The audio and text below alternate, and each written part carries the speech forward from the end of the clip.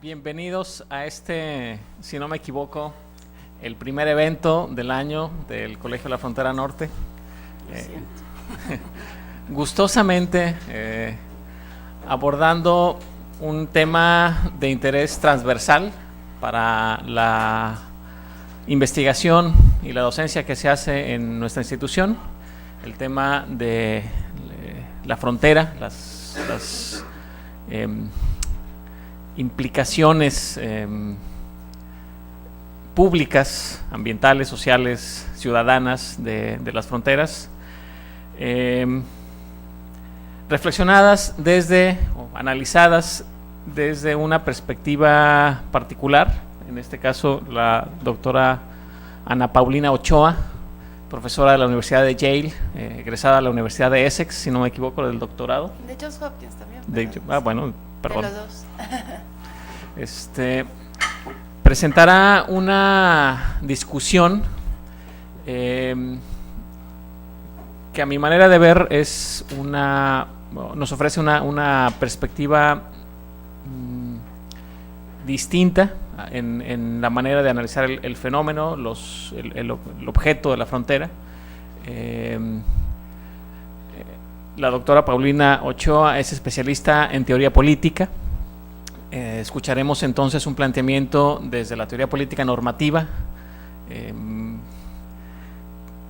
No me detendré mucho a explicar en qué consiste esto. Yo espero que ella misma lo formule y en el planteamiento se verá.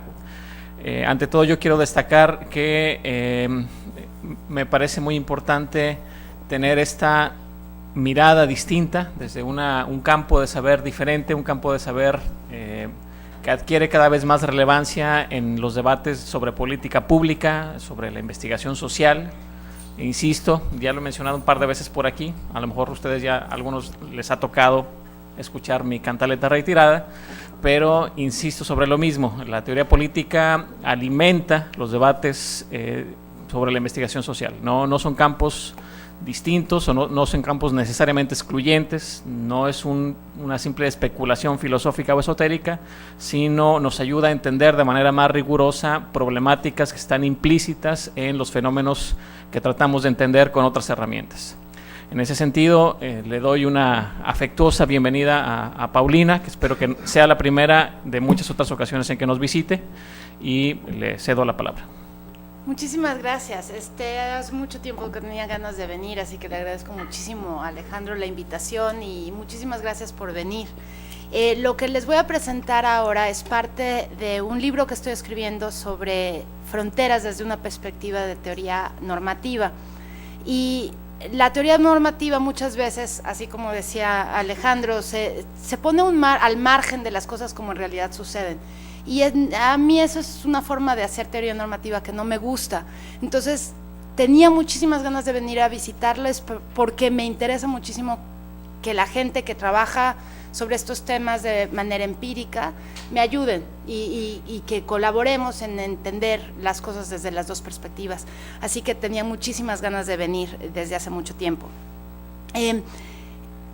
La plática de hoy trata de contestar la pregunta del título de la conferencia, o sea, ¿qué tienen de malo los muros de la frontera?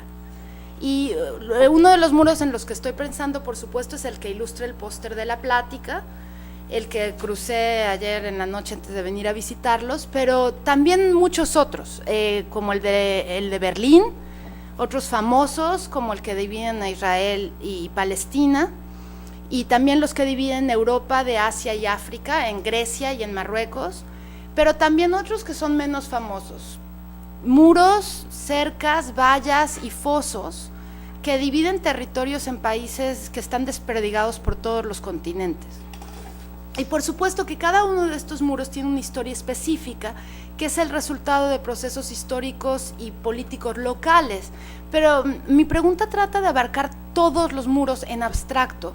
Quiero pensar en las barreras fronterizas en general, usando el lente de teoría política contemporánea, y quiero entender qué tienen de malo las barreras, sobre todo por qué. Entonces, adelantando la conclusión, puedo decirles que en principio los muros no tienen nada de malo. Esto les va a sorprender a algunos, me imagino. Por lo menos la reacción que he encontrado en audiencias de Estados Unidos es una reacción de sorpresa, porque se imaginan, y tienen razón, que no tengo ninguna simpatía por la política reaccionaria del Secure Fence, y es la verdad. Así que lo que voy a hacer en los siguientes 45 minutos es explicar por qué tiene sentido decir que hay muros específicos que son un error político y moral, que hay muros que están mal, que simplemente no deberían de existir, y al mismo tiempo dejar claro que los muros de la frontera se pueden justificar del mismo modo que se puede justificar la frontera misma. Es decir, para encontrar una justificación de las fronteras hay que buscarla en la legitimidad del Estado y en la legitimidad del territorio. Y esta legitimidad descansa en la idea de la soberanía popular y la participación democrática. Pero déjame ir un poquito más despacio. Mi interés en el muro de la frontera llegó un poquito tarde, yo creo. Fue en 2006 cuando ya estaban las discusiones en los noticieros, y empezó en realidad, como me imagino que empiezan muchas de las ideas de los intereses académicos, en una conversación de café, de sobremesa. Y estaba un grupo de gente discutiendo cuáles eran los problemas, o hablando mal de la política de los estadounidenses, y yo, jugando al abogado del diablo, les pregunté, pero ¿por qué los estadounidenses no tienen derecho a construir un muro en su propio territorio? Si fuera al revés, si fuéramos nosotros los que tuviéramos un interés en construir un muro, ¿por qué no tendríamos derecho a hacerlo? Y a pesar de que había politólogos y abogados en la audiencia, no pudieron generar un argumento que pudiera ser plausible de por qué está mal. Y eso era lo que yo andaba buscando, quería saber por qué está mal, qué tiene de malo. Así que me adjudiqué el trabajo de encontrar la respuesta. Y yo trabajo sobre temas que tienen que ver con la construcción del pueblo, así que encajaba bien con mi trabajo académico y me aventé de lleno. Pero bueno, lo que me hizo empezar fue ese evento en 2006. Como ustedes saben mejor que yo, fue ese año cuando Estados Unidos aprobó la ley que autoriza el cerco, que ahora divide a México de Estados Unidos, y la ley tornó la valla que ya existía en la cerca fortificada, que ahora se extiende tierra adentro y que con muchas interrupciones llega hasta el Golfo de México. Y si pasara la reforma migratoria que está considerando ahora la Cámara Baja en Estados Unidos, gracias a la adición de los senadores Hoeven y Corker, se aprobarían más de 46,000 millones de dólares para construir el total de 1,300 kilómetros de valla y para añadir 20,000 agentes de la patrulla fronteriza, y construir torres, instalar sensores de movimiento, de visión infrarroja, aviones sin tripulantes, los famosos drones, los helicópteros Black Hawk, que también están incluidos en el proyecto en el proyecto de ley, y barcos. Este es quizá el muro fronterizo fortificado más famoso que hay hoy en día, pero no es un caso aislado. En las últimas décadas se han construido, planeado más de 20 muros y barreras alrededor del mundo. Hay barreras físicas en partes de la frontera de Botswana y de Zimbabue, de China y Corea del Norte, Corea del Sur evidentemente, pero esa es más vieja, Egipto y Gaza, entre la India y Pakistán, la India y Bangladesh, en Kazajstán y Uzbekistán, en Pakistán y Afganistán, Arabia Saudita y sus fronteras de Yemen, Omán, Kuwait e Irak, entre España y Marruecos, Tailandia y Malasia, Grecia y Turquía. Los muros se construyen con diferentes propósitos y a veces son para mantener afuera el contrabando de los migrantes, otros para definir el territorio, otros son defensivos. Y se ha escrito mucho acerca de los muros, pero en general los estudios no contestan explícitamente qué tienen de malo. En general los estudios que hay siguen dos líneas. La primera es lo que yo llamo de indignación y la segunda es de sorpresa. Como veremos, ninguna de las dos rutas sirven para entender por qué están mal los muros en principio, pero para entenderlo hay que verlo con calma. El primero es el que bauticé como los indignados. Los comentarios que son indignados asumen que los lectores o que la audiencia con la que comparten también están indignados por la presencia de los muros. En general se trata de textos de divulgación, periodísticos o de protesta, o también son manifestaciones artísticas, estas son las que más me gustan a mí, que rechazan la entrada de entrada los esfuerzos estatales por separar el territorio, o por lo menos ponen en evidencia que hay problemas ahí. Asumen, sin embargo, la simpatía contra los muros. Y algunos de estos comentarios indignados, como los llamo, son muy profundos y efectivos. A mí, en lo personal, me fascinan las fotografías de Betsabe Romero, no sé si conocen, con las que generalmente ilustro mis presentaciones. Y hace algunos años escuché con muchísimo interés un proyecto de radio donde una voz de mujer leía mecánicamente la lista de los muros que existen en el mundo y su longitud. Nada más mencionarlos era como escuchar los nombres de caídos en batalla. La lista era triste y solemne y recordaba los versos de Robert Frost, que dicen "Something there is that does not love a wall". Y es cierto, hay algo profundo en la gente y en la tierra que no quiere al muro divisorio. Pero es difícil articular qué. Estos textos y manifestaciones artísticas de indignación tratan de persuadirnos de que los muros están mal, pero no lo dicen explícitamente, lo asumen. No se les puede pedir otra cosa, lo suyo no es el argumento. Pero si estamos buscando argumento, pues aquí probablemente no sea el sitio para buscarlo. ¿Qué tal los textos estos que expresan sorpresa? Muchos de los debates académicos y de periodismo preguntan por qué hay muros en la frontera, y es de sorpresa.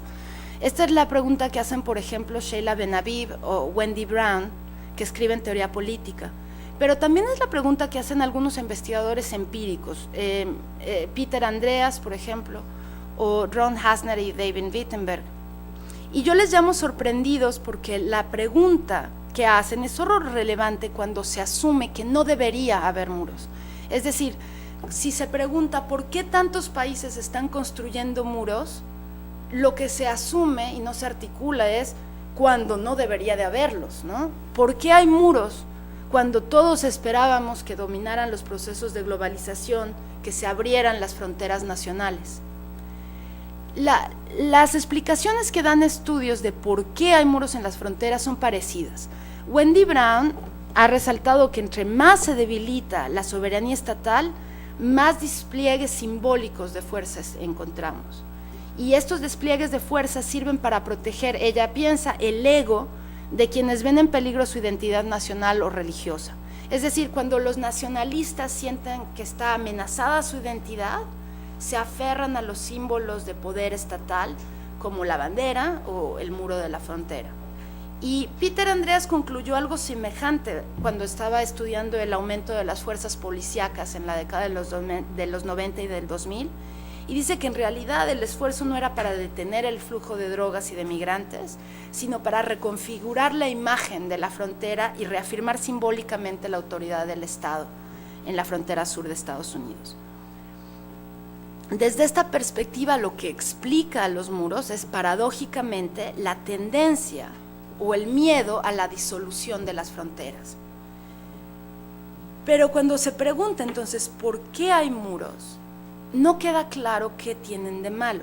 Es decir, si extrapolamos para sacar conclusiones normativas que los autores no hacen explícitamente, parece que lo que las fronteras tienen de malo es que son simbólicos o expresivos. Es decir, que la realidad simbólica que nombra está dándole una solidez a divisiones que, y esto es lo que asumen, que no deberían de existir. Pero lo cierto es que los muros no son simbólicos solamente, y tampoco queda claro que las divisiones entre los estados hayan desaparecido o que estén en camino de desaparecer. Es decir, la disolución de las fronteras que enmarca la discusión no es una realidad, sino una expectativa ética que no está bien articulada en estos estudios. Tanto los estudios sorprendidos como las expresiones indignadas están sacando conclusiones normativas o éticas, pero sin hacer la pregunta normativa de manera explícita. Los estudios que expresan sorpresa tratan de explicar qué sucede, por qué hay muros cuando no deberían de haberlos, pero no nos dicen por qué no deberían de haberlos. Aquí lo que está asumiendo es que la condición normal y esperada es que no hayan divisiones. Se asume esta postura moral, pero no se articula explícitamente. Así que yo creo que no podemos usar las expresiones indignadas para contestar la pregunta de qué tienen los malos de los muros.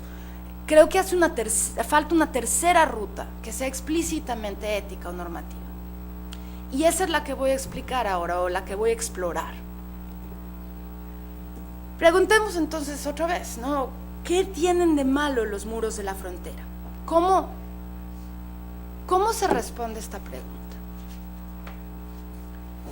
Cuando hacemos preguntas de este tipo, que son expresamente éticas, cuando preguntamos qué tiene de malo esto o aquello en política, generalmente la forma en la que respondemos es concentrarnos en los detalles específicos del problema y hacer análisis de costo-beneficio. Así es como generalmente pensamos. Es decir, se busca en este caso un muro específico, se muestra el daño que ha causado, quién lo ha causado y a quién se lo ha causado, y este daño se evalúa en términos de los beneficios que prometía al principio el proyecto en cuestión. Y este es el tipo de análisis más común cuando se trata de barreras fronterizas. Como este análisis se tiene que hacer en términos concretos, necesitamos un ejemplo, y evidentemente trato del caso del muro que conocemos bien, sobre todo porque además es aquí donde ustedes me pueden ayudar. En general, de lo que he visto, las preocupaciones normativas de aquellos que no están de acuerdo con el muro de la frontera de este lado y del otro, se pueden reunir en cuatro grupos generales. Una de las preocupaciones es que el muro destruye los ecosistemas fronterizos. Otra de las preocupaciones es que el muro destruye la vida económica y cultural de la zona fronteriza. Otra de las preocupaciones es que el muro es un insulto para los mexicanos y manifiesta la cultura xenófoba de los estadounidenses. Perdón. Y la cuarta es que el muro es ineficiente y por tanto es una forma de tirar dinero a la basura. Yo pienso que los 4 puntos son ciertos, pero esta forma de ver el problema tiene sus propias dificultades. El primer problema es que cuando nos concentramos en las consecuencias de los muros específicos, perdón, tenemos que medir los efectos empíricamente. Sin embargo, dado lo espinoso del tema, es muy difícil encontrar datos que no estén sesgados, dependiendo de quién está financiando los proyectos de investigación. O en su defecto, y esto probablemente lo saben ustedes mejor que yo, es muy difícil encontrar dinero para financiar los proyectos que permitan responderle a estas preguntas desde un punto de vista que no esté sesgado. El segundo problema es que las consecuencias negativas que se viven en la frontera se tienen que balancear contra otros valores. Este es el problema principal. Ahora les voy a explicar más un poquito por qué. Y dependiendo de cuáles y de quién sean los valores, estos pueden hacernos concluir que las consecuencias no son tan importantes o que valen la pena cuando se hace un análisis de costo-beneficio. Por ejemplo, ¿cómo se evalúa la importancia del daño ecológico local cuando el beneficio potencial es la seguridad de un Estado-nación y todo su territorio? Cuando hay que hacer pesar estas dos cosas, es menos evidente que los daños locales puedan hacernos sacar conclusiones. Entonces, si juego otra vez al abogado del diablo, por ejemplo, les voy a ilustrar cómo sucede este revés de sacar la conclusión de que las consecuencias no son tan importantes o que valen la pena. Desde la perspectiva de alguien que defiende el muro, estos 4 puntos son muy fáciles de refutar. La primera que vi es que el muro destruye los ecosistemas fronterizos. Y es cierto que el muro puede tener un impacto negativo en los hábitats de fauna silvestre y que puede afectar el ecosistema que comprende ambos lados de la frontera. Sin embargo, el daño del mundo es mínimo puesto en el contexto de todos los factores que determinan la salud del medio ambiente. Un ejemplo claro de que el muro es solo uno entre los muchísimos factores es que las zonas urbanas, las carreteras, las presas y los ductos también interrumpen el paso de animales salvajes, y sin embargo quitar carreteras nunca ha sido la preocupación principal de los ambientalistas fronterizos o de los ambientalistas en general. O sea, si vemos la cantidad de gente que está preocupada por el muro de la frontera en Estados Unidos y se ve la cantidad de carreteras que destruyen los hábitats de los animales salvajes en el norte de Estados Unidos, o por ejemplo los ductos, es sorprendente que haya tanto interés en la frontera. Nos indica que las preocupaciones en realidad son de otro tipo. ¿Y por qué es especialmente entonces preocupante la valla junto al río cuando las presas y los canales cambian el curso de los ríos y también contaminan el agua en otras regiones? Uno podría decir, como abogado del diablo, que el muro vale la pena porque permite que las agencias del Estado encargadas de velar por el medio ambiente tengan más control sobre el territorio, y esta ganancia compensa el daño. Y también se podría decir que el dinero ahorrado cuando se tiene control del territorio se puede utilizar para defender el medio ambiente en otras partes de los países en cuestión.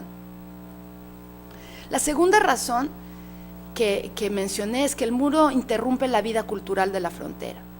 Pero aquí lo que se puede arguir, o podría arguir un abogado del diablo, es que el muro fortificado no interrumpe la cultura de la frontera más de lo que le interrumpe la frontera misma.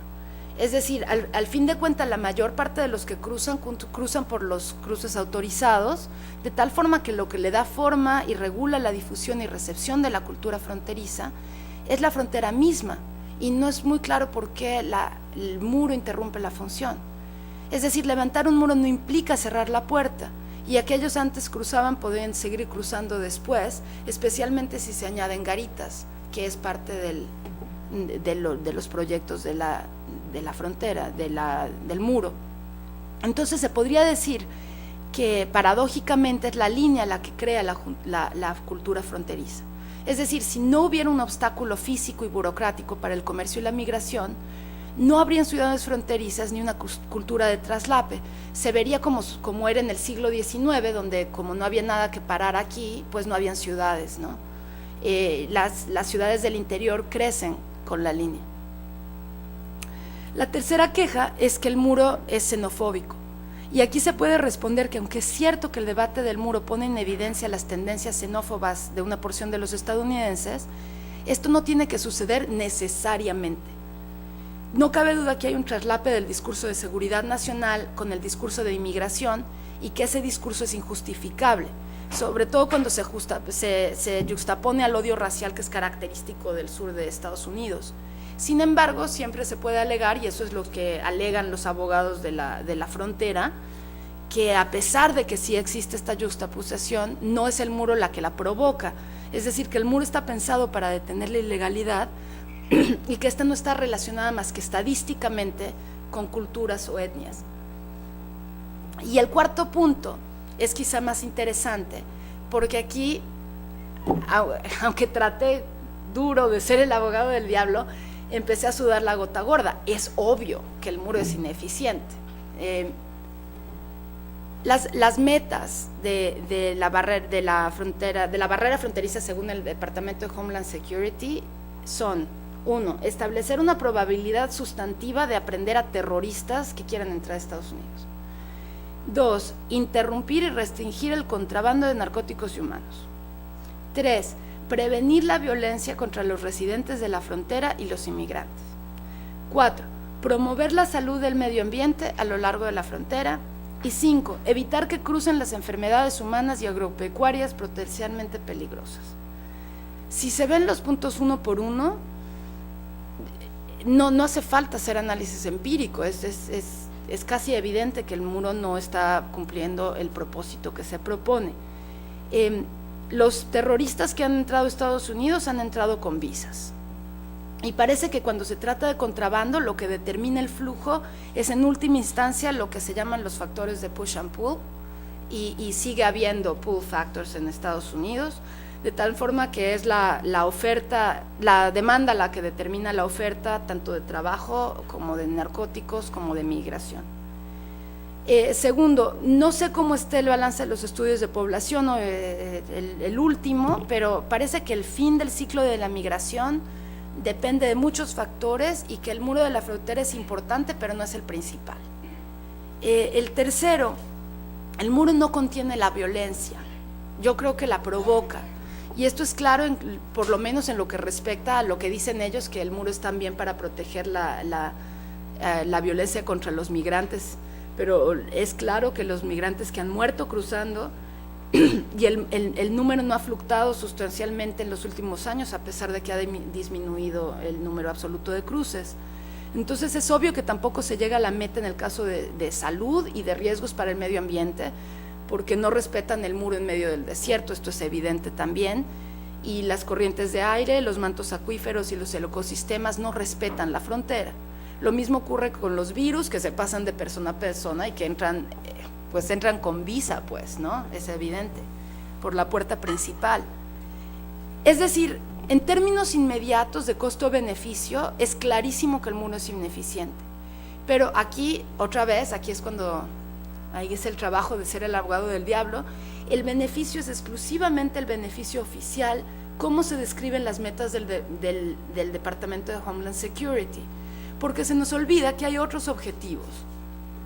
Cuando se hablaba de otra cerca que es igualmente ineficiente entre la India y Bangladesh, escribió un alto burócrata indio hace unos años. Aunque creo que la decisión de la primera ministra Indira Gandhi de construir una cerca a lo largo de la frontera de la India y Bangladesh en el estado de Assam fue una política ineficiente, podemos decir también que fue una política espléndida, porque hubiera sido un problema incontenible si hubiera parecido que la primera ministra no estaba haciendo nada, a pesar de que no se podía cerrar la frontera, porque la inacción se habría percibido como indecisión o impotencia, y construir una cerca fue la manera menos destructiva de no hacer nada, mientras parecía que estaba haciendo algo. Y en ese sentido, para los políticos del Partido Republicano en Estados Unidos, todo el dinero que se echa a la hoguera en el control fronterizo es para ellos dinero bien gastado, porque hace para ellos lo mismo que hizo Indira Gandhi, es decir, le da una respuesta a los votantes del partido que ven en la migración y la inseguridad como problemas gravísimos, a pesar de que los representantes no quieren o no pueden hacer nada al respecto. Y es muy cierto que esta actitud de parte de un político sería reprobable, pero mostrar que los políticos están jugando a la política electoral no nos lleva a concluir que no debería haber un muro fronterizo.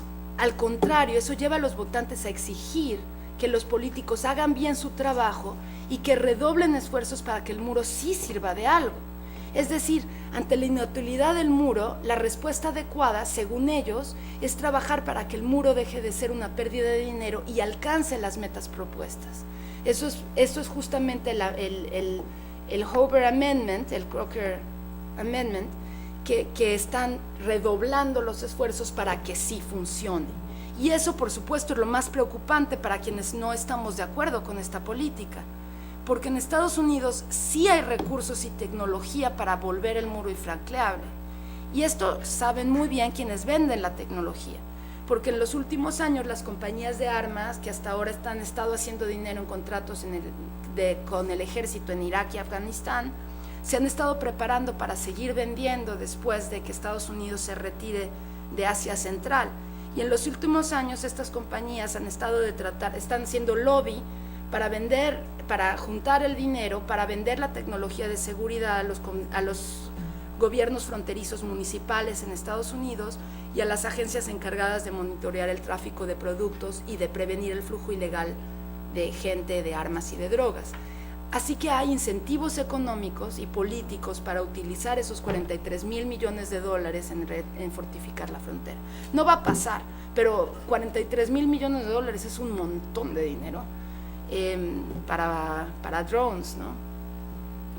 Toda esta discusión muestra que si nos enfocamos en los daños específicos, no llegamos muy lejos contestando la pregunta de qué tienen de malo los muros. Porque este argumento contra el muro depende, primero, de los datos empíricos que son difíciles de encontrar, pero aún más importante, depende de los valores que se están poniendo en la balanza a la hora del cálculo del costo-beneficio. Otra forma de decirlo es, está bien o está mal para quién, ¿no? Entonces, si de lo que se trata de decir por qué está mal el muro, hay que dar un paso para atrás y determinar cuáles son los valores que importan. Lo que hay que entender es por qué y en qué circunstancias están mal los muros, no en situaciones específicas, sino en principio. Demos pues el paso atrás. ¿Qué tienen de malo las fronteras en principio? Y esta es la segunda estrategia para llegar a la respuesta, que examina los argumentos de teoría política contemporánea en los que se debaten las fronteras y se ve cuáles son los argumentos y los principios éticos a favor o en contra de las fronteras cerradas o abiertas. Perdón, tengo un catarro ahí con una tos cavernosa horrorosa. Como mencioné antes, en estos debates muchos asumen que el mundo debería ser o está en camino de volverse un mundo sin fronteras. Y en teoría política contemporánea, esta tendencia contra las fronteras se puede ver claramente en tres debates que han dominado el campo de la teoría en las últimas 3 décadas. El primero es el de inmigración y ciudadanía. El segundo es el de identidad e inclusión. Y el tercero es de cosmopolitanismo contra nacionalismo. Superficialmente, en cada uno de ellos parece que la idea de la abolición de las fronteras es muy importante. Pero veamos si estos debates en realidad nos ayudan a ver qué tienen de malo las fronteras y los muros fronterizos. El primer debate que mencioné es sobre inmigración y ciudadanía. La pregunta que lo guía es ¿quién debe ser admitido en un país? La pregunta generalmente se hace desde la perspectiva de los que quieren entrar y que a muy menudo están en condiciones de vulnerabilidad y sufrimiento. Y las preguntas del debate son urgentes porque vienen acompañadas de las imágenes de los albanos en barcos desbordantes que están tratando de entrar a Italia, las presiones migratorias en Estados Unidos, las familias divididas por la deportación, así como la realidad innegable en los países del primer mundo en que hay ciudadanos, o ni siquiera ciudadanos, sino gentes de segunda clase. Y por supuesto también el recordatorio del racismo que se encuentra en los estados receptores. Entonces, si tomamos estos factores como marco de referencia y como marco del contexto, no es sorprendente que la gente de este debate vea las fronteras como algo malo. Y por eso tampoco es sorprendente que la posición dominante se conozca como fronteras abiertas. Digo que es dominante porque a pesar de que Open Borders siempre se ha considerado como la posición extrema, toda la gente que arguye cosas hace como arguye que aunque en principio las fronteras abiertas están bien, se le resiste porque se ve como algo imposible de alcanzar en la práctica. Es decir, es una concesión de realismo a algo que idealmente sería deseable. El mundo de fronteras abiertas no es indeseable para toda esta gente que piensa que la posición es radical, simplemente piensan que no es realista. Y en el debate yo creo que las fronteras se ven por default, porque no se articula, como decía, como algo malo. El siguiente debate es sobre identidad y reconocimiento, y el debate se relaciona con el debate anterior, el de inmigración, pero no es igual. Aquí de lo que se trata es entender cuáles son los límites de las identidades colectivas y cuáles son las condiciones en las que se acepta o se excluye al otro. Y el otro, hoy en día, como saben bien, no es el enemigo o el extraño, sino el débil y el explotado. En otras épocas y en otros debates, lo marginal y lo excluido se percibía como peligroso o criminal o indeseable. Y ahora es lo que se hace a un lado injustamente, es decir, se asume que el otro siempre debe incluirse. Incluir se percibe como algo necesariamente bueno en estos debates, de tal forma que el adjetivo incluyente se ha vuelto como necesariamente bueno. No, si uno dice es incluyente, es bueno, ¿no? Y el supuesto aquí es que todos deben ser incluidos, ¿no? Por lo tanto, los límites y las fronteras entre grupos humanos, así como la segregación territorial o la exclusión de cualquier tipo, también se perciben como injusta. Muchas de las discusiones académicas que festejan el carácter fluido de las culturas fronterizas también son parte de este debate.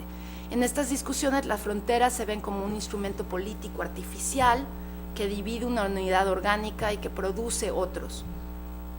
Y dado que en estas discusiones la inclusión universal se ve como algo bueno, aquí también hay un rechazo aparente de las fronteras. Y el tercer debate es el de universalismo contra particularismo político o de cosmopolitanismo contra estadismo. Y en este debate se confrontan los derechos y principios universales de justicia contra las leyes y los supuestos que surgen de las instituciones nacionales y las comunidades locales, en especial el Estado Nacional, ¿no? Pero cada vez más este debate ha dejado de ser una oposición entre posturas irreconciliables y más bien se le ve como la articulación de principios complementarios, es decir, los valores universales se aplican en comunidades locales y especialmente cuando se trata de la justicia. Y por esta la razón, las separaciones entre estados se ven como divisiones contingentes, históricas, que no son tan importantes, son provisionales, para designar poblaciones que en el fondo están unidas, ¿no? El supuesto aquí es que hay una comunidad universal de seres humanos que están unida por principios y derechos universales y que las líneas fronterizas son pasajeras y cambiantes. Entonces, en estos tres debates también hay una presuposición en contra de las exclusiones basadas en criterios nacionalistas, pero es bastante vaga. Si estudiamos los debates con cuidado y si presionamos a los autores que escriben en nuestros debates, podemos ver que en realidad no hay nada que diga que las fronteras son malas y que los debates no dicen prácticamente nada sobre los muros fronterizos. Es decir, a lo mejor no dicen nada.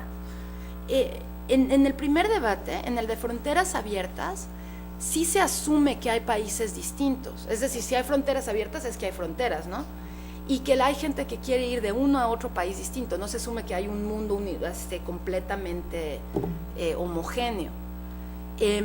Y incluso aunque pudiera haber perfecta libertad de movimiento, esto es compatible con los muros, porque aunque uno quisiera decir que todo mundo puede cruzar, los estados siempre podrían decir que se puede cruzar, pero solo por puntos específicos, y el resto de la frontera se podría cerrar para tener más control. O sea, pronto queda claro que la discusión en realidad se trata de políticas migratorias y no dice nada acerca de las fronteras territoriales y físicas, y no dice nada acerca de si las fronteras físicas son buenas y malas, y todavía menos sobre los muros. Esto es muy evidente, por ejemplo, cuando hablo en Estados Unidos y digo que estoy hablando, que me interesa el tema de la frontera, todo el mundo asume que es sobre migración. En México, cuando estoy en la Ciudad de México y digo que me interesan las fronteras, todo el mundo asume que me interesan las drogas. Así, ¿y por qué te quieres meter en el asunto de las drogas? En el debate migratorio piensan que es sobre fronteras, pero en realidad no es sobre fronteras. Queda claro entonces que el debate, lo mismo sucede con el segundo, ¿no? Tampoco se trata de fronteras. Como mencioné, la idea importante es la inclusión, pero la inclusión universal es siempre dentro de un contexto específico. La discusión trata de incluir a los que están ahí, no de afirmar que todo el mundo literalmente tiene derecho a ser miembro o ciudadano de un país dado, ¿no? No se asume que todas las gentes de todo el mundo tienen que ser incluidas. Y todos los humanos no pueden pertenecer a una comunidad o asociación política, a menos de que tengamos un Estado mundial, y no hay prácticamente nadie que proponga un Estado mundial, ¿no? Entonces queda claro que el debate sobre la inclusión se trata de inclusión a comunidades de identidad y que los límites de la identidad nacional son diferentes que los límites de las fronteras territoriales. Es claro que puede haber diversas naciones y grupos étnicos en un solo territorio y que las fronteras no coinciden con los grupos étnicos. Se puede uno mudar a la Sierra de Chiapas sin tener que ser Tzotzil o Tojolobal, y te puedes convertir en menonita sin tener que mudarte a Chihuahua, ¿no? O sea, no necesariamente coinciden las fronteras territoriales. Y lo mismo pasa en el tercer debate. Cuando se le examina con cuidado, es obvio que las propuestas de un orden cosmopolita siempre asumen que sí existen las fronteras entre países, Es decir, los argumentos son superficialmente de un mundo sin fronteras, pero en realidad versan sobre principios que deben reconocerse, se trata de principios que deben reconocerse universalmente, pero que no eliminan las fronteras territoriales. Se trata de si los principios de justicia que deben estructurar a las instituciones también se deberían aplicar a nivel internacional, pero esto no nos dice prácticamente nada sobre las fronteras mismas y nada de nada sobre los muros de la frontera. Entonces resulta que los debates de teoría política que generalmente se usan para articular ideas contra las fronteras tampoco son suficientes para criticarlas y que no dan muchas respuestas a nuestra pregunta principal. Hasta ahora no hemos visto que las fronteras o los muros fronterizos tengan nada de malo en principio. Déjenme hacer un resumen rápido para ver en dónde vamos y seguir. Vi que los argumentos que hay ahora sobre el muro o dan por sentado que está mal o tratan de explicar por qué no debería de haberlos. Pero eso no nos dice nada sobre por qué están mal. Y luego busqué la respuesta en argumentos normativos, que son explícitamente éticos. El que articula daños concretos y hace análisis de costo-beneficio, pero ahí llegué a la conclusión de que esta estrategia no nos permite concluir que el muro está mal porque depende de los valores con los que se entra la discusión. Entonces busqué en los debates normativos que se asocian a la globalización y a la idea de un mundo sin fronteras, pero aquí tampoco hay respuestas claras. No quiero irme sin responder a la pregunta y quiero concluir que sí hay problemas con el muro y que los millones de dólares de la reforma migratoria no deberían ir a parar ahí. Así que todavía sigo en la búsqueda. ¿Por qué entonces tenemos la intuición de que el muro está mal? De que es una ofensa de parte de Estados Unidos a pesar de que el muro es legal y de que los daños específicos pueden ser compensados y de que no va en contra de las teorías políticas que a menudo se utilizan para hablar de un mundo sin fronteras. Aquí en la última sección es en donde hago ese argumento. La clave, creo, sí está en los argumentos de teoría política contemporánea, pero no superficialmente, sino que vistos de una perspectiva ligeramente diferente y desde el fondo. En los tres debates que mencioné, hay una tensión importante que ellos no han resuelto entre el compromiso con la igualdad moral universal y el hecho de lo que hace efectiva la igualdad son las instituciones de participación política democrática y que estas son necesariamente parroquiales.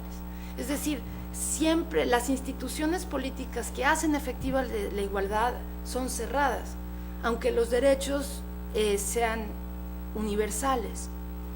Y la tensión es importante porque muestra que lo que verdaderamente importa desde la perspectiva ética no es que no haya fronteras, sino que haya igualdad moral universal. Es decir, la idea de sin fronteras es un eufemismo para hablar del valor de la igualdad, y este es el verdadero sustento. Y si examinamos con cuidado el principio individual de igualdad universal, podemos ver que no se opone a las fronteras, que las necesita, porque aunque el principio se refiere a las relaciones entre individuos, solo se puede expresar de manera colectiva por medio de la ley y las instituciones políticas. Es decir, para ser válido el principio de igualdad, necesitamos libertades políticas que permitan que los individuos participen en la creación y en el manejo de su propio gobierno. Es decir, para ser válida la idea de igualdad universal, se requiere de soberanía popular.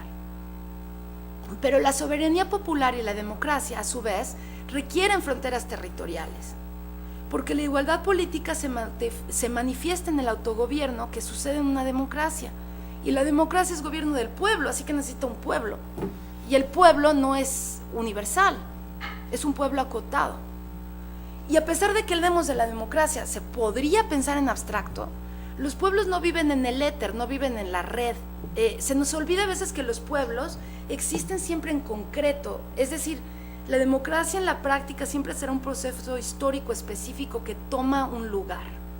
Necesita pueblos, no solo en el sentido de grupos abstractos de personas, sino pueblos con calles y banquetas.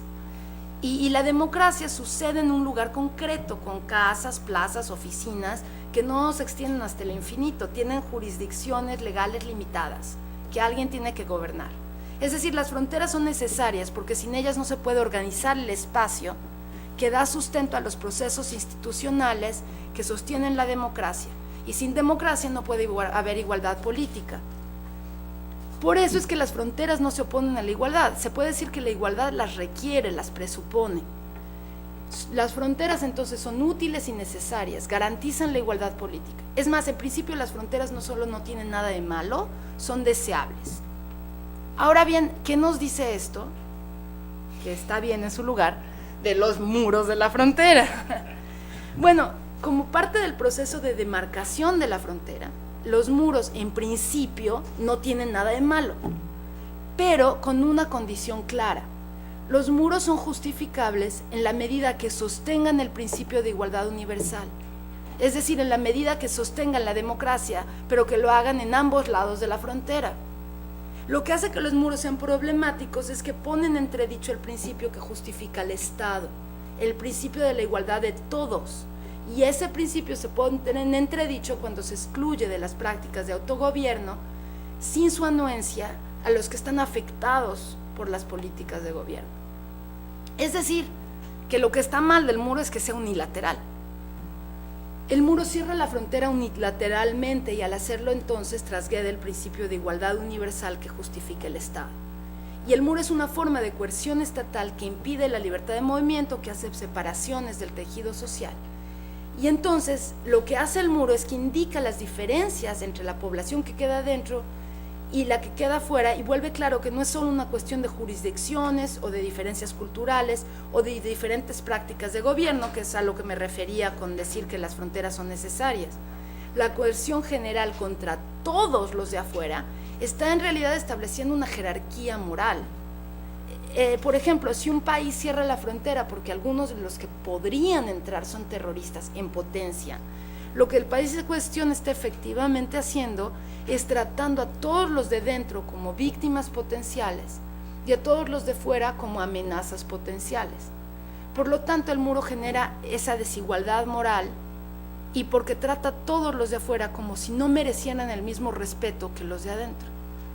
Más importante aún, el efecto del muro es establecer una desigualdad con respecto del gobierno del muro mismo.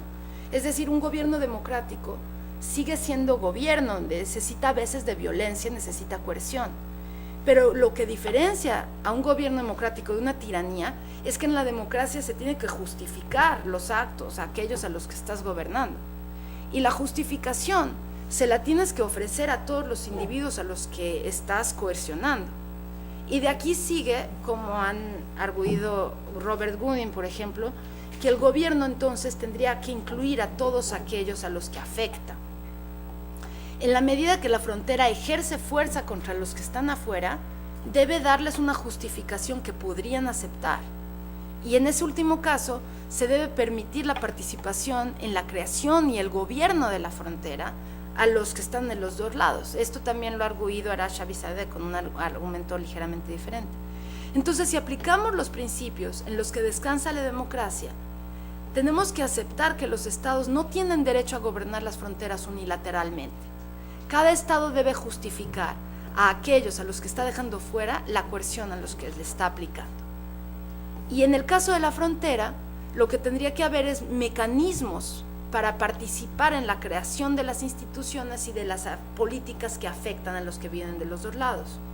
Cuando hay países democráticos colindantes, la participación puede suceder por medio de las instituciones y las representantes. Así que lo que tienen de malo los muros es que no permiten que las instituciones representativas de ambos lados participen en el gobierno de las instituciones fronterizas y que sean los dos lados que discutan cuáles son las razones que ameritarían cerrar la frontera. Entonces aquí ya se incluyen los valores que son importantes a la hora de hacer un cálculo de costo-beneficio si se decide hacer así. Así que los muros no tienen nada de malo en principio, pero con la condición de que sean bilaterales. Está claro entonces, lo que está mal con la valla que nos separa ahorita de San Diego es que es unilateral, y aunque los americanos digan que no es xenofóbica El solo hecho de que no haya habido una consulta expresa a las instituciones mexicanas o que se haya ignorado la consulta, muestra que los Estados Unidos no consideran a los mexicanos como iguales y al hacerlo minan sus propias instituciones, que descansan en el principio de igualdad universal y que justifican la democracia en ambos lados de la frontera. Es decir, la valla le falta el respeto a los individuos cuando coerciona sin ofrecer una justificación y cuando impone una identidad negativa a los de afuera. Así que, de nuevo, el gobierno unilateral de la frontera le falta el respeto a aquellos a quienes se les impone y también se falta el respeto a sí mismo, porque mina los principios que justifican la democracia. Para concluir, pues, los muros son justificables en principio, pero tanto como las fronteras son justificables en base de la soberanía popular. Sin embargo, todas las vallas esas que mencioné al principio, las de Israel, las de Kazajstán, las de Arabia Saudita y las de Europa, por el hecho de que son unilaterales, no están justificadas. Así que no tiene nada de malo, pero todas esas, sí. Me encantaría oír sus comentarios, sus preguntas. Muchas gracias, Paulina. Un aplauso.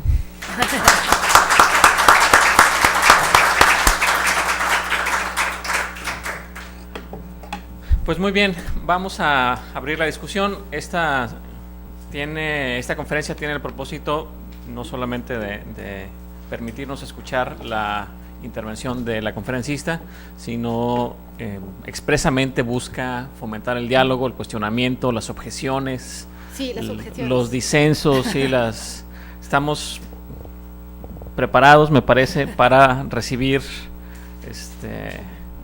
señalamientos críticos de manera enfática y efusiva.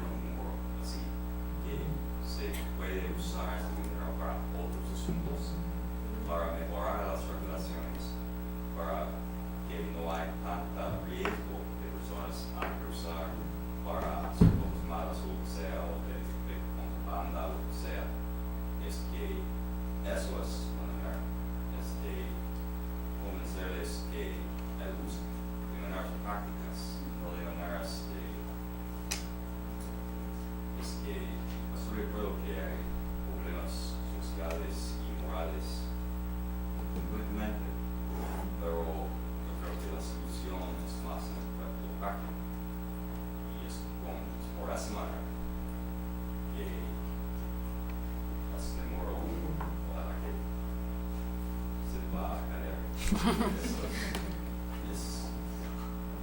abuelos vinieron a Estados Unidos y es que es como así, como un estadounidense, es que no es una nación bien así, que ha cambiado y es que yo quiero que regrese a lo que está, porque no hay más. Muchas gracias por compartir su opinión. Tomo una lista. Marlene, Margarita, Guillermo, si quieren, por favor. Sí, gracias. Pues muchas gracias. Muy estimulante tu plática. Y me pareció muy interesante cómo fuiste argumentando, llegando hacia donde querías, debatiendo, ¿no?, con estos diferentes formas de abordar el problema del muro, ¿no?, desde los que evalúan sus efectos y luego la parte de los principios. Respecto a la evaluación que tú haces, me parece, bueno, no coincido totalmente, porque creo que hay bastantes estudios que hablan de que efectivamente las consecuencias son muy negativas, ¿no? Tú decías, bueno, no se modifican las dinámicas de intercambio y bueno, Tijuana ha sufrido los últimos, desde el 2001, cambios muy importantes a partir del cierre de la frontera en términos económicos, sociales y culturales, o sea, lo hemos resentido de manera cotidiana.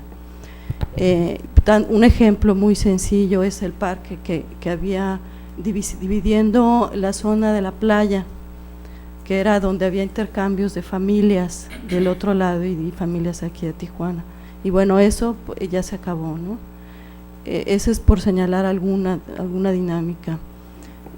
También me parece que en términos de sus efectos en la segregación, que bueno, tú final yo creo que llegas mucho a esa conclusión, pero hay un estudio muy interesante de Teresita Pires sobre la ciudad de Brasil que analiza, le llama Ciudad de Muros, precisamente se llama su libro, y hace este análisis de las consecuencias que ha tenido el cierre de las ciudades al interior, que tienen que ver precisamente con los muros, con crear muros.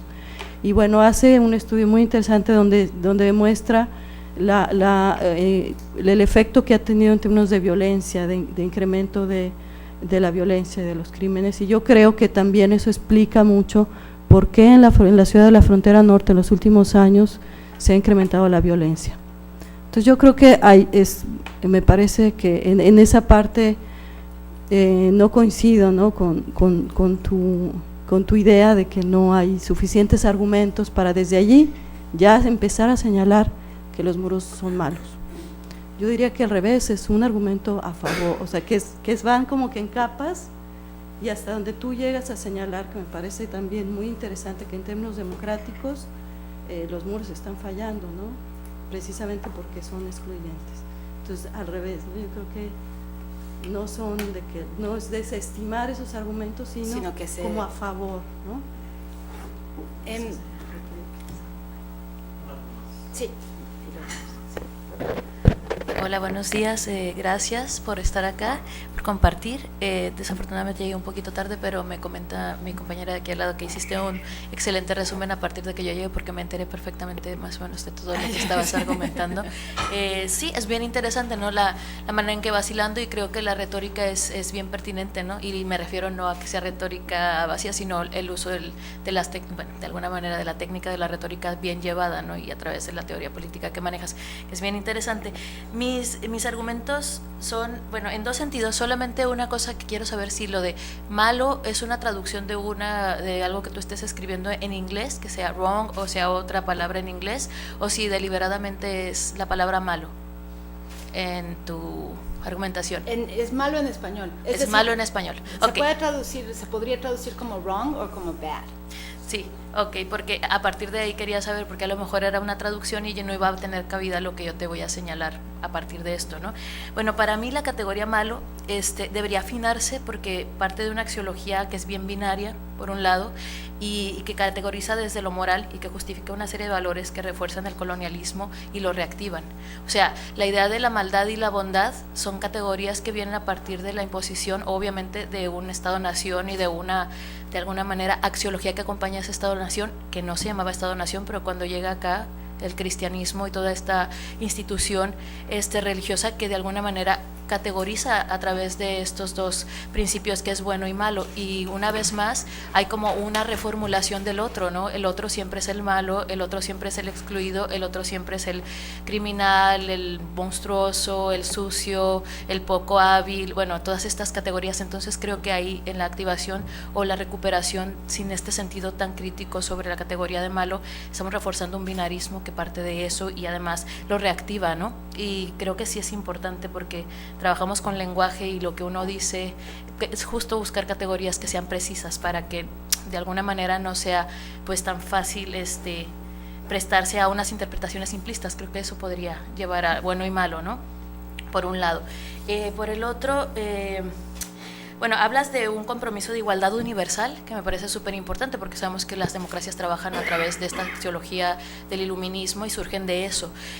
Sin embargo, y a lo mejor puede ser que te funcione o a lo mejor no, pero es un comentario, en teoría de género la palabra igualdad ya no se está utilizando tanto porque consideran que igualdad es cuando partes de las mismas condiciones, tanto económicas, políticas, sociales, culturales, y estás hablando en pares, ¿no? Pares, pero lo que estamos hablando acá es de unas fronteras donde justo la redistribución tanto económica, cultural y incluso geopolítica no es igual. Entonces a partir de ahí se hablaría más de una equidad y creo que este contexto sería, la categoría equidad sería mucho más a lo mejor favorable para tu análisis porque estás hablando justo de que las fronteras no se deben gobernar unidireccionalmente, ¿no?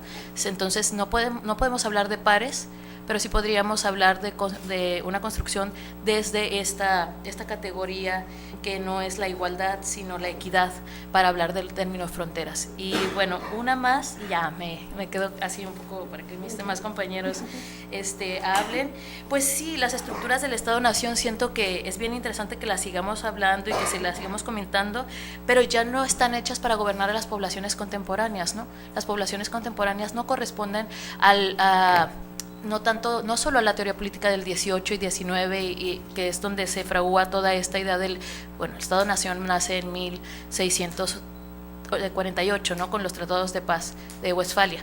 Sin embargo, del 648 al 2014 obviamente han sucedido un montón de cosas, y también pensar, y bien determinadamente, y creo que sí lo consideras porque veo que hay una perspectiva, estás escribiendo desde Estados Unidos, aunque seas mexicana, se nota esta perspectiva desde donde estás escribiendo y también tus referencias, pero creo que sería necesario como situar cómo la teoría política puede actualizarse para gobernar poblaciones y crear instituciones que hagan frente a los contextos contemporáneos, sean estos locales o globales, como estabas tú hablando. Entonces yo creo que sí, y eso yo creo que es muy deseable desde todas las disciplinas que estamos trabajando acá, en pensar en contextualizarnos y contemporaneizar un tanto las políticas para que puedan ser efectivas y puedan gobernar estas poblaciones de manera biopolítica y no tanto necropolítica, que es como se está gobernando a través de las fronteras, ¿no?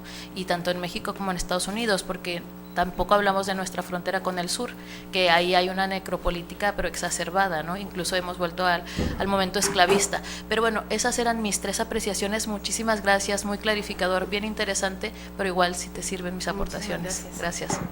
Muchas gracias, Margarita. Guillermo, sí, por favor. Muchas gracias. Sí, a mí también me gustó. Yo también estoy de acuerdo con esa tesis de fondo. O sea, Estados Unidos es libre de construir los muros que le vengan en gana. Totalmente de acuerdo. Sí entendí lo del planteamiento de si el muro es malo, ¿no? o es bueno. O sea, me queda claro que no era un presupuesto maniqueo, ¿no? Sino era un referente, ¿no? para evaluar desde una perspectiva de la factualidad del muro. Me gusta que tú hables, viniendo de tan lejos, viviendo tan lejos, hables así del muro, porque a veces colegas que viven aquí, que viven en privadas, con seguridad, y luego su casa al interior de esa privada también tiene unos muros súper altos, vienen a hablarnos aquí del muro de Estados Unidos y yo digo, esto es histerismo, esquizofrenia o qué les pasa a estos colegas, ¿no? No voy a dar nombres, no te preocupes, ¿no? Pero que siempre me ha hecho gracia eso, ¿no? Que la gente venga a hablar aquí más del muro viviendo detrás de dos murotes grandes y con guardias de seguridad, ¿no? Yo no estoy de acuerdo con Marlene de que el muro afecte los intercambios. Yo sí creo que lo que a mí más me fastidia es la línea a la hora de cruzar, o sea, el tiempo de tardanza cruzando la línea. Pero el muro, insisto, que la gente construya lo que le venga en gana, ¿no? Ojo, no es lo mismo a lo mejor el muro construido por Israel, ¿sí?, en territorios que no le pertenecen, al muro en Estados Unidos, en territorios donde le pertenecen. De hecho, Estados Unidos es tan generoso que el muro donde está el Parque de la Amistad se dio varios metros cuadrados a México, ¿no? Lo cual... Como en el Bravo, ¿no? Que también nos regalaron una playa. Efectivamente, ¿no? En los 60, 70, creo, lo del Chamizal creo que era, ¿no? Lo del Río Bravo. Ahora. Ahora reciente, ok. Entonces, sí, Estados Unidos, además de quedarse con medio México, últimamente lo va entregando por módicas entregas, ¿no? Yo a lo que te voy, es la cuestión de que había planteamientos morales, y estoy de acuerdo con lo que decía Alejandro al principio, que la politología a veces aporta elementos para comprender mejor, y a veces se nos olvida que hay que hacer ese tipo de planteamientos, ¿no? Éticos, democráticos, morales, y efectivamente tú concluías que la imagen de Estados Unidos, el muro, la imagen que da de Estados Unidos, efectivamente es lamentable, ¿no? Pero intuyo que a Estados Unidos eso le vale Mothers, que diga, le trae sin cuidado, ¿no? Entonces, establecer, a lo mejor desde un punto de vista teórico, se puede plantear las cuestiones así. Efectivamente, Estados Unidos son unos hipócritas. Reagan diciendo a Mr. Gorbachev, tear down this wall, ¿no? Antes de que cayera el muro de Berlín, y luego, eso en el 89, y luego en el 93 comienzan ellos a levantar algunos suyos, o ya estaban. Insisto, sí creo que ese planteamiento es válido, en términos éticos, en términos de imagen democrática, pero una vez planteado creo que hay que ir más allá, ¿no? Esa es una de las cuestiones, o sea, una de las cuestiones que veo planteadas en ti, que, o sea, no nos tenemos que quedar ahí. Sí creo que forma parte de tu ejercicio, pero creo que es una de las metas, pero tienes que plantear otras. Y yo creo que la evaluación que hiciste de si efectivamente, a mí no me quedaba claro lo de la ecología, pero el planteamiento de las carreteras, de los ductos, efectivamente creo que afectan más la fauna de repente, llegado un momento en determinados tramos de la frontera, que el muro. Pero ojo, hay un problema de planteamiento, y es que estás hablando de muro y a veces también hay colegas aquí que vienen con su ponencia o su investigación a hablar del impacto del muro en el desierto, y luego cuando tú te vas a dar un paseo por el desierto, te das cuenta que Estados Unidos habla de muro y se está refiriendo a diferentes obstáculos físicos, y algunos no son el muro, la barda de metal, sino que a veces son obstáculos antivehículos, tipo tres vigas de esas que se veían en la Segunda Guerra Mundial, el desembarco de Normandía, ¿no? Eso lo vemos en el desierto, a eso también lo llaman muro, y fue lo que se construyó. O a veces pilotes, ¿sí?, que te dejan pasar la fauna. Entonces, ojo cuando hablamos de muro, ojo cuando hablamos del muro que se empezó a construir a partir del 2006, porque hay toda una tipología detrás.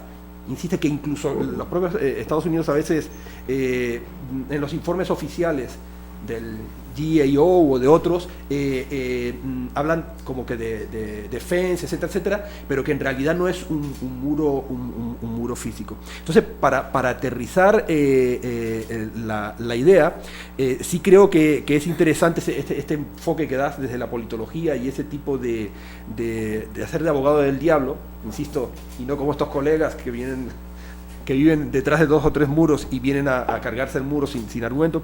Yo lo que te plantearía es que hablar de los muros en abstractos puede ser cierto, pero si tú vas y ves los diferentes muros, los de España, en Ceuta y Melilla, o los de ¿qué otro? O el antiguo de Berlín, que además detrás del muro de Berlín, o sea, era el más icónico, pero lo que era el telón de acero, a veces la frontera era con 30 kilómetros de bosques, ¿sí?, que iban a impedir el avance de los tanques de la OTAN, etcétera, etcétera. Y cuando tú te pones a hacer el análisis empírico, ¿sí? Comienzas a ver que hay diferentes referentes materiales. Pero a lo que te voy, el problema no será de mentalidad, y ahí es que me gustaría que entraras tú. O sea, ¿cuál es el proyecto político o la ideología o la mentalidad de quienes construyen estos muros, ¿okay? Que está vigente todavía en Washington, ¿no? Y ahí me gustaría que tú un poco ahondaras, ¿no?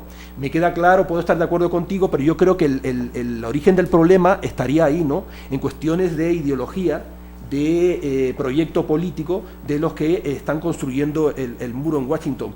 La pregunta sería, ¿están en manos de unos republicanos octogenarios y que esto va a cambiar dentro de unos años o dentro de una década? ¿Se plantearía eso? Y la última ya para acabar, porque me animé a hacer mini ponencias como las colegas que me antecedieron. Uno de los problemas que tienen los estudios desde Estados Unidos es que los autores del lado de México como que no abundan en las bibliografías, ¿no? Te pongo un ejemplo, Peter Andreas, el Border Games, famoso, sí. Otros trabajos, si tú te pones a leer lo que escribió ese señor, habla de Border Game, de juegos de frontera, pero solo habla de un equipo del otro lado. Luego te pones a ver qué habló de México, qué literatura mexicana maneja o qué fuentes mexicanas maneja. Habla español. Creo que ni habla español. Que se busque un traductor, ¿no? Pero a lo que te voy es que esa es otra de las cuestiones, ¿no? Crítica a este tipo de estudios sobre la frontera que se hace de Estados Unidos y se podría hacer también para las cuestiones de migración en general, ¿no? Que a veces el jugador mexicano, la voz mexicana o la contraparte mexicana, como que es anecdótica.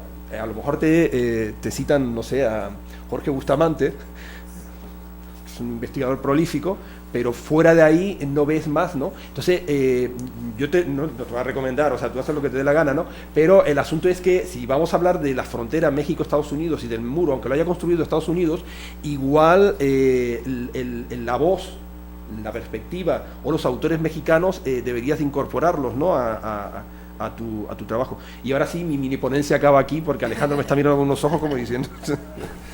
De ninguna manera. Muchas gracias. Daremos oportunidad a que Paulina elabore y responda, y en caso de haber oportunidad continuaremos con otra ronda. Bueno, primero mil gracias. O sea, la primera es que les agradezco muchísimo los comentarios porque yo vine a aprender. Yo soy nueva al tema, que aunque he estado haciéndolo desde el 2006, mi preocupación principal había sido escribir sobre... muy en abstracto, dentro de la teoría de la democracia, quién es el pueblo.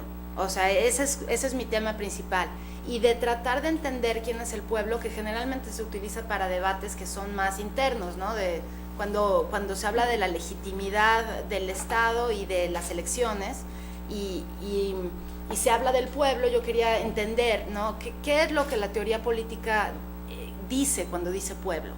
Y de ahí me moví evidentemente a los debates sobre los límites del pueblo y sobre quién pertenece y quién no pertenece, y un poco, digamos, en la parte teórica de los debates de inmigración. Y fue después donde me di cuenta que lo interesante está en las cosas territoriales, digamos, en la materialidad, justamente en la materialidad de la frontera. Entonces, Cuando estaba haciendo los argumentos estos del abogado del diablo, no es que no crea, o sea, como dije al principio, yo creo que todos esos puntos que son ciertos, es decir, efectivamente el muro, las bardas tienen todos estos efectos, pero a lo que quería llegar con eso es que cuando uno muestra los casos empíricos, si uno no quiere aceptarlos, es relativamente fácil producir contradatos empíricos. Es decir, que alguien más paga un estudio del otro lado que muestra cómo la gente en realidad se sigue viendo, cómo si había 15 que se juntaban acá, cómo hay 20 que se juntaban allá, etcétera. Que es relativamente fácil generar datos cuando los valores, cuando las partes que están generando los datos no están de acuerdo en los mismos valores. Y que si uno no toma en cuenta los valores que se están dando por sentado, uno puede, o uno concluye lo que quiere, digamos, o es muy fácil ignorarlo. Es decir, es un diálogo de sordos. Y cuando se trata de tratar de probar algo y de convencer a las gentes que están haciendo las decisiones políticas en Washington o en la Ciudad de México, a veces sería más productivo producir algo que está basado en principios, y uno puede decir, bueno, usted se está contradiciendo sobre sus propios principios o sobre las cosas que dice creer, ¿no? Y aquí se me fue, ¿cómo se llama? Se me fue Margarita, que aquí es a donde iba con el asunto de lo bueno y de lo malo. O sea, no cabe duda que cuando uno habla de, como hacen los gringos todavía estas fechas, y hablan de we're the bad guys, ¿no? Cuando uno habla de bad guys, efectivamente está haciendo esta extrapolación de lo bueno y de lo malo, que es poco crítica y que un poco nos recuerda así como a los curas del siglo XVI, ¿no? Pero eso no quiere decir que no estamos todo el tiempo haciendo evaluaciones de lo que nos parece bien y lo que nos parece mal, de lo que estamos de acuerdo y lo que no estamos de acuerdo, y que tenemos que tener herramientas para decir qué es lo que está bien y lo que está mal. Y que cuando hablo de malo, estoy hablando de lo que está bien y lo que está mal, y que sí tenemos formas de decirlo, y de decirlo abiertamente. Yo estoy educada en Estados Unidos, pero también estoy educada en México, es decir, hice mi licenciatura en México, y a mí me sorprendía muchísimo la resistencia brutal que hay en México y en América Latina en general, a usar el lenguaje normativo de una manera sistemática. No es que dejemos de usar el lenguaje normativo, lo usamos todo el tiempo, pero no queremos hacerlo sistemáticamente o pensar en eso profundamente, porque entonces parece que, bueno, inmediatamente nos pensamos que es sermonear, ¿no? Pero entonces no estamos sermoneamos, pero sin pensarlo demasiado, ¿no? Simplemente sermoneamos encima de lo que hacemos sin pensarlo bien, y eso es parte de lo que estoy tratando de hacer, y por eso es provocativamente quiero hablar de los malos, es decir, sí quiero hablar de algo que es wrong y bad, porque wrong, sobre todo cuando hablamos de algo que malo en ese sentido, depende. Pero depende de qué, y eso es lo que hay que hacer, eso es a lo que me refería. O sea, sí depende, es bueno para ti, pero malo para mí. Bueno, depende. Bueno, ¿cuáles son las cosas en las que estamos de acuerdo para que sepamos que está mal según tú y según yo? Es decir, que hay cosas que sí compartimos y principios en los que podríamos estar de acuerdo, y que hay herramientas para decir cuáles son los principios en los que sí estamos de acuerdo. Entonces sí, de acuerdo con esos principios está mal. No, ahí lo digo no lo quito, ¿no? Lo digo sin pudor. Se me fue Margarita, pero bueno.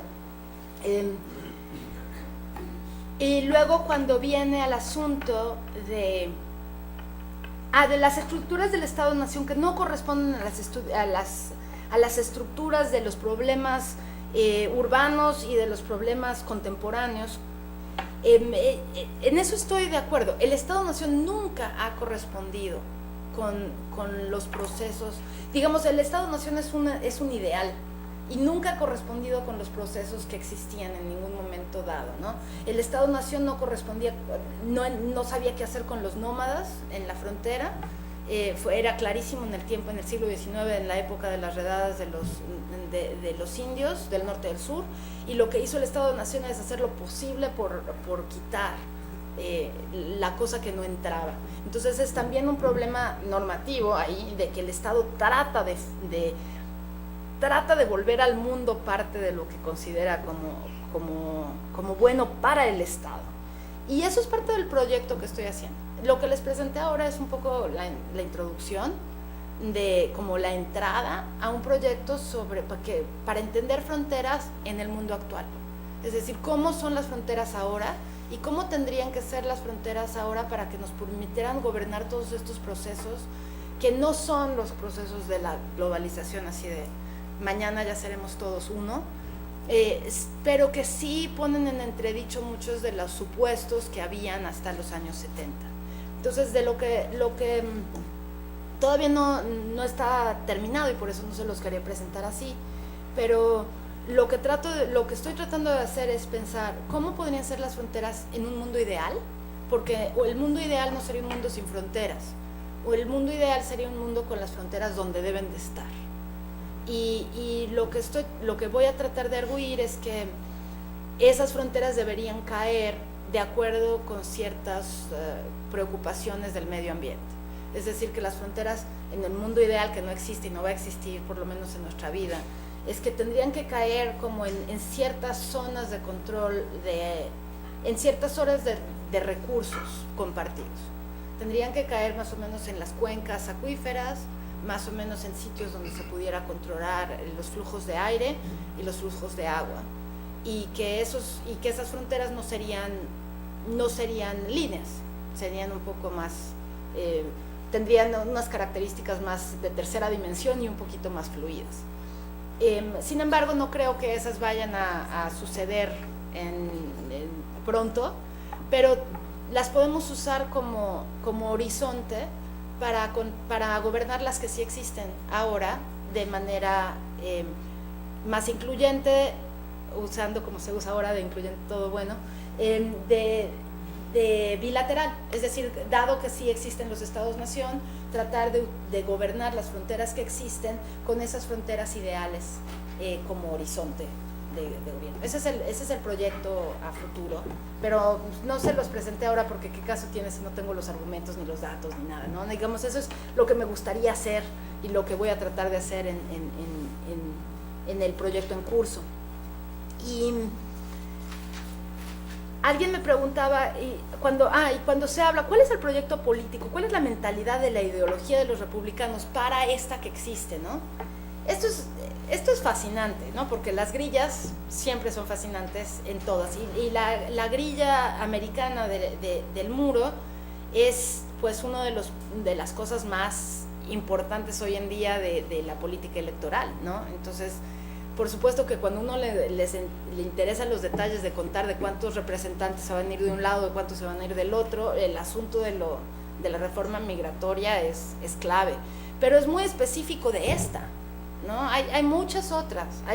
Digamos que están las grillas en Israel y están las grillas en la India, que son parecidas a estas, y que efectivamente ahí yo creo que sí es cierto que Wendy Brown tiene una idea. O sea, la ideología que está detrás de esto es miedo, pánico por perder una idea, una idealización de la comunidad primigenia, étnica, o una idea de la comunidad feliz que teníamos nuestros abuelos en los 50, y el miedo, pánico asociado con el racismo. Pero eso es un problema local y no todos los muros son iguales, ¿no? Hay problemas, digamos, en la República Árabe Saharaui, eso no es parte de la discusión, ¿no? Tampoco es en Kazajstán, eso no está ni aquí ni allá. Entonces, pues son muy interesantes las políticas locales, pero me interesaría, digamos, hacerlo un poquito más abstracto y un poco más general, para tener una forma de pensar en las fronteras que al fin de cuentas son fronteras en general. O sea, sí hay fronteras en general porque son las fronteras del Estado-Nación. Entonces, esos son más o menos en donde estoy de las tres preguntas. Sí, tenemos todavía un momentito para intervenciones adicionales. ¿Me permite que le dé la palabra y luego? Pues, sí, por favor. Me llamo Antonio, soy de la Universidad Autónoma de Baja California. Yo quisiera escuchar sus reflexiones sobre la cuestión de si la libertad de movimiento y la igualdad de oportunidades global son considerados o no derechos humanos. Sí, igualdad de oportunidades y libertad de movimiento para todos los seres humanos. Si la cuestión de si son o no derechos humanos, yo le pediría que comentara al respecto. Bueno, perdón, otra señora. Adelante, por favor. Solo es que estoy de acuerdo con usted en lo que dijo antes, que los muros no solo afectan a las personas afuera, pero se bajan la dignidad de las personas adentro. Y eso es muy importante, porque es que soy abogado y es que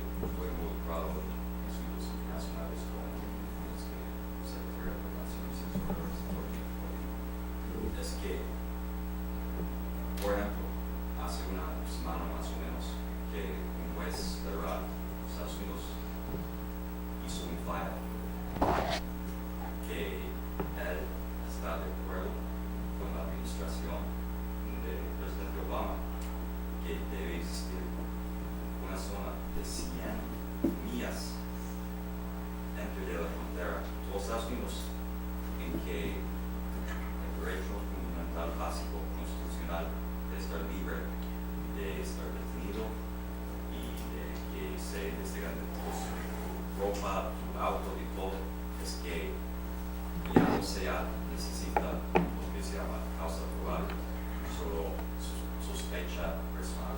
Entonces es que eso significa que la policía, quien quiere, se puede detener, y todo eso, casi ninguna razón, solo por estar entre 100 días adentro de la frontera. Y eso no hay nada de eso en la Constitución Federal de Estados Unidos, nada de, es que las personas tienen sus derechos, pero no en esa área de la República. Entonces es que ya hay dos ramas, de los tres ramas del gobierno de Estados Unidos, y ya están de acuerdo que ya es que están quitándose los derechos fundamentales de todas las personas adentro. Yo creo que hay un cambio de la mente que el muro tiene, que se refleja en el muro. Y entonces es que sí, el muro es mucho más que solo lo físico, es que cambia la manera en que las personas reciben al mundo y a su país y a su vecindad y todo, y eso es, yo creo que sí, debe estar algo normativo, debe ser malo o bueno, porque las personas que escribieron la Constitución de Estados Unidos sí crearon el malo y el bueno y los derechos fundamentales humanos. No se puede olvidar eso, porque si se olvida, entonces todos estaremos perdidos. Y yo creo que la única solución es encuentre una manera de que los demás se acuerden, ¿no? de esa fundación.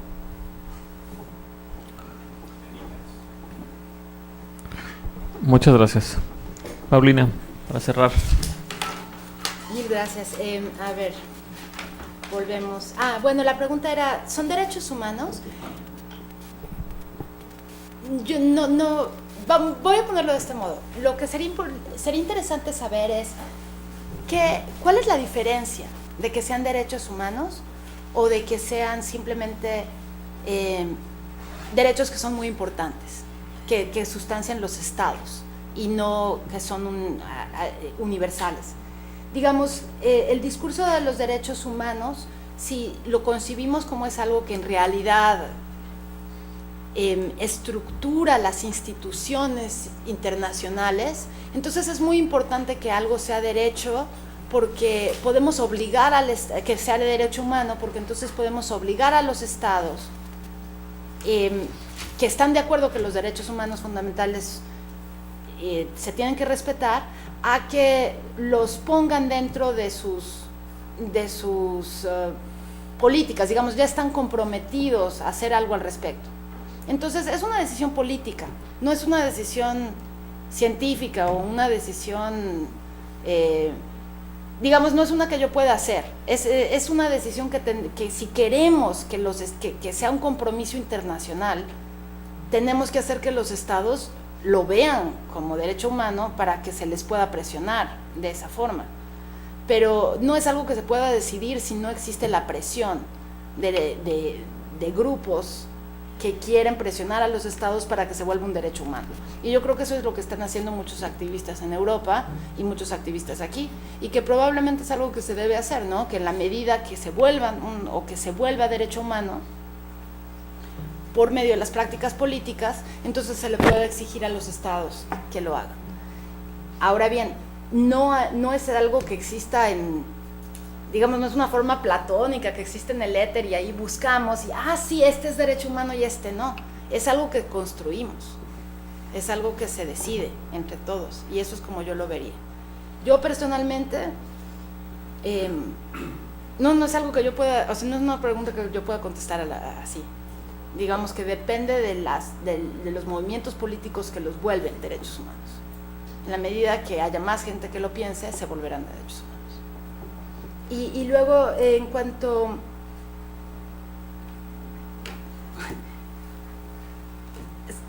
muchas de las cosas que están sucediendo en relación con las 100 millas son parte de la política gringa. Yo creo que las 100 millas va a hacer que no pase la reforma migratoria y que este dinero no se vaya a la frontera. Porque bueno, ya dijo la senadora Feinstein que cuando se dieron cuenta que eso quería decir que los drones iban a estar volando hasta Los Ángeles de repente, y encima de San Diego, de repente su gente, la gente que votaría en California, pues no estaría de acuerdo con esa política. Digamos que me parece que, yo no soy experta en la política de Estados Unidos, pero me parece que no va a pasar justamente porque las poblaciones a lo largo de la frontera, ¿qué van a hacer con 20,000 nuevas tropas de la patrulla fronteriza? Las quieren, prácticamente no hay casas para ellos, ¿no? Así que, ¿qué hacemos con ellos? Y además gente que no está entrenada, ¿no? Y que tienen que contratar inmediatamente. ¿Qué van a hacer con 20,000 nuevos soldados? Van a ser todos los que regresan de Afganistán, que no están entrenados como policías. Luego vienen todos estos problemas de que disparan con mucha facilidad, ¿no? No va a haber forma, no va a pasar. Bueno, esperemos. Muy bien. Sin más, agradezco mucho su participación en esta conferencia, agradezco su presencia y despidámonos con un aplauso.